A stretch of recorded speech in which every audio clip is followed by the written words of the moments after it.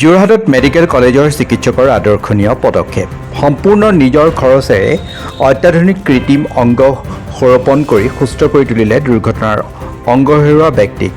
আমগুৰিৰ বৃন্দাবন ধাবাৰ কৰ্মচাৰী আছিল এই ব্যক্তিজন। যোৱা মাৰ্চ মাহত দুৰ্ঘটনাবশতঃ ৰেলৰ চেপাত হেৰুৱাব লগা হৈছিল 2 ভৰি। উল্লেখযোগ্য যে দুৰ্ঘটনাৰ পাছত কোনো অজ্ঞাত ব্যক্তিয়ে ব্যক্তিজনক যোৰহাট মেডিকেল কলেজত থৈ পলায়ন কৰে। ব্যক্তিজন আজি পৰ্যন্ত নাই কোনো অভিভাৱকো। মেডিকেল কলেজত ভৰ্তি হোৱাৰ দিনৰে চিকিৎসকেই তেওঁৰ হৈ পৰিল অভিভাৱক।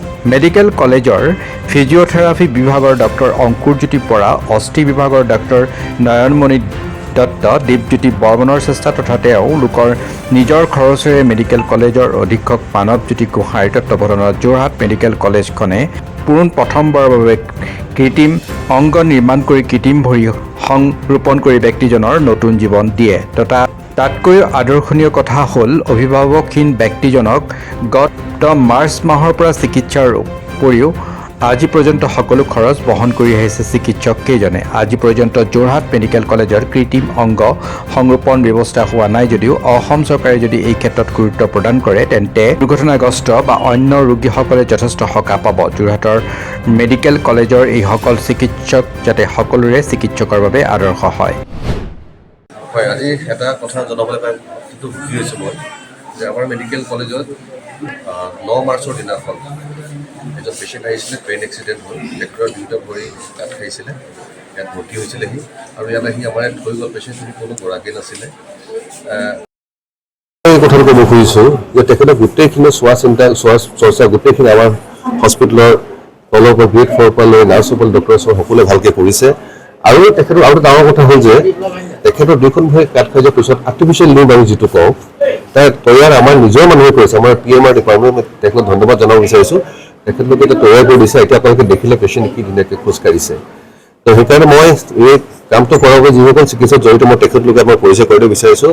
এই অৰ্থপেডিক্সৰ অপাৰেশ্যন যোনে কৰিছিলে ডক্টৰ নয়ন আৰু PMR আমাৰ ডক্টৰ অংকুৰ বৰা আৰু এই গোটেই বস্তু যিটো আমি লিম্বটো বনালে আমাৰ আৰু ডাঙৰ কথা তেখেতলোকে নিজৰ পইচাৰে নিজে গোটাই ডিপাৰ্টমেণ্টত নিজে বস্তুটো বনালে। এই নাম পঢ়ি তেখেত মিষ্টাৰ দীপজ্যোতি হ'লে ধাৰণা আহিলে মানে আমাৰ ওচৰত তেনেকুৱা ৰোগী আহিয়ে থাকে, হাত ভৰি কটা পেচেণ্ট। তো এবাৰ অপাৰেশ্যন হৈ যোৱাৰ পিছত সদায় তেওঁলোকক দৰকাৰ পৰে প্ৰস্থেটিক মানে লিম্ব বা আৰ্ম দৰকাৰ পৰে। কিন্তু কথাটো হ'ল কষ্টটো বহুত ডাঙৰ ফেক্টৰ হয় আৰু কষ্টৰ কাৰণে মানে চবেই সুবিধাজনক নহয় মানে গৈ পেলাই যে তেওঁলোকে নিজে কিনিব, ক্ৰয় কৰিব বা গুৱাহাটীত যাব বা ডিব্ৰুগড়ত যাব, গৈ পেলাই তাৰপৰা আনিব লগাব।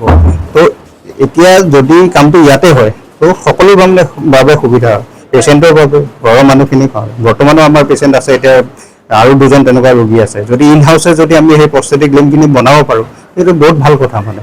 তো এইটো জাষ্ট এটা আৰম্ভণি এটাহে। তো পাইলট প্ৰজেক্ট টাইপ বা তেনেকুৱা বুলি ক'ব পাৰে, যোনটো বৰ্তমান যোৰহাট মেডিকেল কলেজত আমি ষ্টাৰ্ট কৰিছোঁ ধৰি লওক। আৰু ছাৰ মোৰ এক্সিডেণ্ট হৈছিলে ট্ৰেইনৰ এক্সিডেণ্ট ছাৰ নগাঁৱলী আমগুৰি নগাঁৱলী। তাৰপিছত মোৰ য'ত মই কাম কৰিছোঁ তেখেতে মোক আনি ইয়াতে ভৰ্তি কৰি মানুহজন পলাই দিছে। মই বৃন্দাবন ধাবা নগাঁৱলী এৰি থৈ গুচি গ'ল। তাৰপিছত মই অকলেই আছিলোঁ। এইটো ভালেই কৰিছে ছাৰহঁতে, ভাল কৰিছে, জোতা দিছে পিন্ধিব, ভৰি নতুন দিছে। কিন্তু বহুত বহুত মোৰ ধন্যবাদ। মোক কোনো নাই, ছাৰহঁতে মোক সহায় কৰিছে। ইয়াত মোৰ ছাৰ শিৱৰাত্ৰি